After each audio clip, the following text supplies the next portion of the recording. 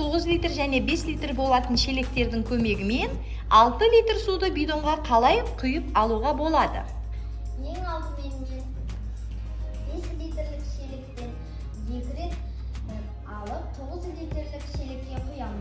Сонда 5 литрлік шелектен 1 литр су артық қалады.